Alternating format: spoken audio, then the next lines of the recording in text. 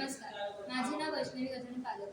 मी यशवंत चांदी सावंत विद्या मंदिर या शाळेत इयत्ता 9वी मध्ये शिकत आहे. आम्ही विकसित भारत या उपक्रमासाठी विचार करत होतो. खूप विचार केल्यावर आम्हाला एक कल्पना सुचली. काही ठिकाणी अनियमित भूकंप होतो. ह्या होणाऱ्या भूकंपामुळे इमारती जमीनदोस्त होतात. लोकांचे मोठ्या प्रमाणात नुकसान होते. त्यात जीविक व वित्तहानी होते. हे भूकंपाचे दुष्परिणाम टाळण्यासाठी आम्हाला एक कल्पना सुचली. जेव्हा भूकंप होतो तेव्हा तेथील लोकांना भूकंप होणार आहे याची कल्पना नसते. यावर आम्ही विचार केला व उपाय सुचवला.